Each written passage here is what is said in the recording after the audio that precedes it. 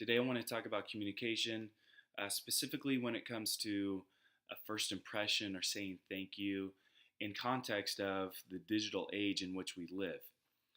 The wonderful thing about 2016 is we have social media platforms, text messaging, email, so many different digital ways to communicate with people, which makes communication very simple and very cheap, very quick as well. One of the things that has been taken for granted in this digital age is a good old fashioned tangible letter or note card. USPS, getting something from the postal is more of a rarity, especially something that's personalized and customized to the recipient. I'm sharing this. I got a package in the mail today, and there's something really cool about getting to open up an envelope or a package and seeing what's inside. And we miss that when we use digital communication. I think this actually puts us in an advantage that when we write a letter or note card, it's something very special and unique. It actually carries more value today than maybe it did 15 or 20 years ago.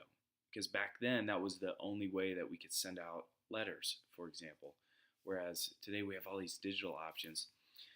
So I just want to start the conversation. What does that look like for your organization or your ministry, your context today? One of the things I do whenever I have a first-time visitor at my ministry, I send them a handwritten note thanking them for swinging by. And there's something cool about getting a letter in the mail, especially I work with teenagers, especially a teenager who doesn't get, junk mail every day. When they get a letter in the mailbox at home, it really sends a special message, and it being handwritten and not just a typed out form letter puts a nice personal touch to it. I also like to handwrite thank you cards to my staff and volunteers. Again, it's something that people don't get every day. A Facebook post saying happy birthday or hey, thanks, I appreciate you is one thing, but when someone knows that there's been time put into handwriting out a thank you card or an appreciation note, I think it goes a lot further, and it's very unique.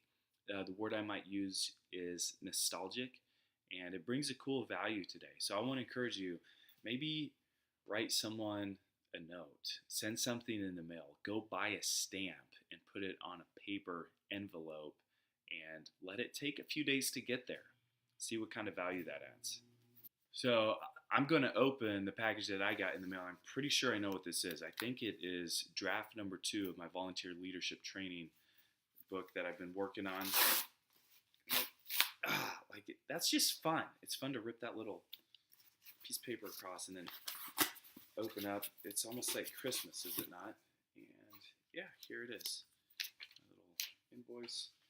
And here's the book.